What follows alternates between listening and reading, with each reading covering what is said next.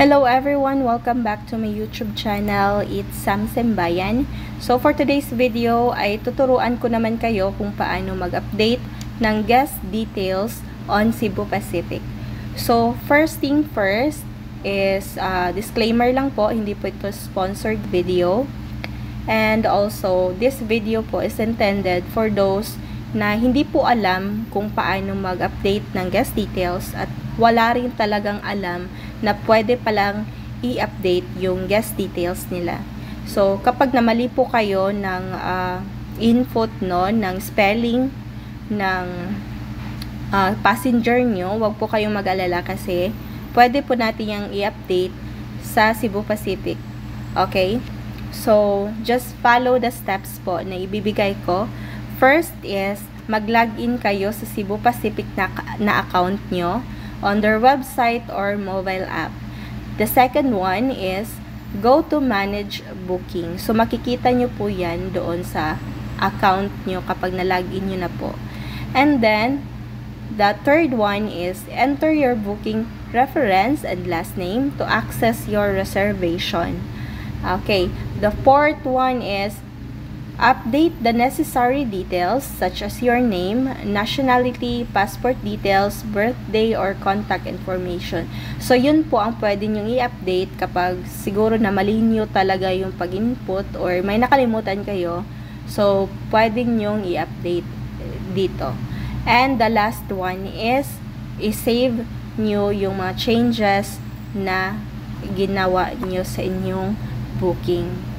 So, you can update your name within 24 hours of booking. So, 24 hours lang po tayo pwedeng mag-update ng booking natin and other details up to 2 hours before the flight. Okay. If less than 2 hours before the flight, you'll need to approach the airport counter for assistance. So, kapag late nyo nang nabantayan yung mali ng ticket, no? So, you can approach naman din po sa mga ground crew ng airport. So, ito na, nakalagin na ako sa account ko sa Cebu Pacific. So, dito sa ibaba, makikita natin yung home, explore, check-in, my account, and menu. So, dito lang po tayo sa my account. I-click lang po natin yung my account.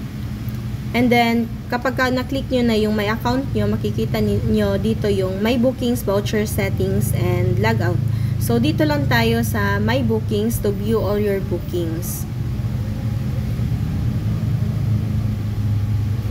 So, makikita nyo agad dito yung mga bookings niyo, no? Kapag na-login na ninyo yung account ninyo.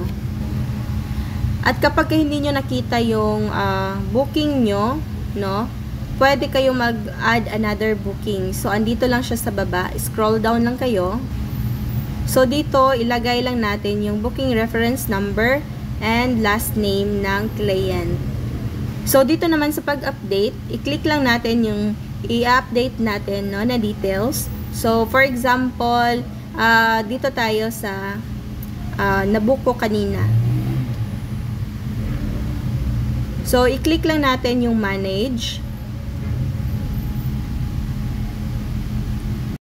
Sa update guest details, meron silang note na nakalagay. So, basahin nyo po. And then, sa baba,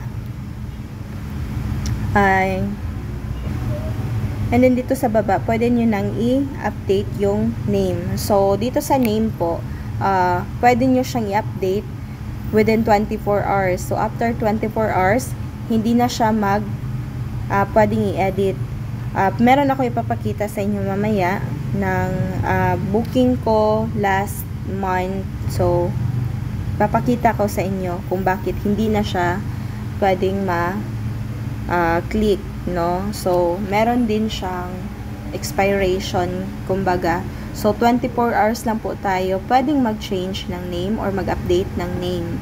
Sa pag-update natin ng name, no, dapat correct na yung spelling ng name ng client. So, once lang po tayo pwedeng mag-change. So, dapat this time around is correct na yung spelling. So, double check lang po tayo sa ating mga ticket or itinerary. So, Dito, pagkatapos niyong i-correct lahat or i-update lahat ng details, dito sa baba, i-click lang ninyo yung I confirm and then update guest details. At ito naman yung isang na-book ko. So, tingnan natin.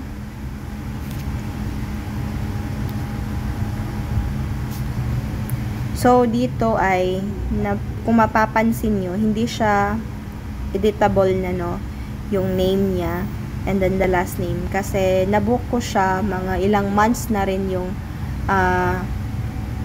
dumaan. So, hindi na siya pwedeng i-update yung name niya. So, pag mag-update tayo ng name is within 24 hours lang po. Paulit-ulit kong sinasabi, no? So, 24 hours lang po tayo mag-change ng name ng guest natin or ng client natin. So, make sure na after booking, i-check talaga natin kung tama ba yung nasa ID na binigay at saka yung spelling ng nabook na natin na ticket, no, para walang problema para sa'yo at sa client nyo, hindi ka na magka-problema pa. So, ganun lang ang pag-update ng guest details natin. So, wag kayong matakot kung namali kayo ng paglagay ng title or pag-spelling ng pangalan. So, yun lang talaga yung masasabi ko is double check lang talaga para maiwasan po natin yung bangayan within client at kayo na agent. So, yun lang. Thank you for watching and God bless. Bye-bye.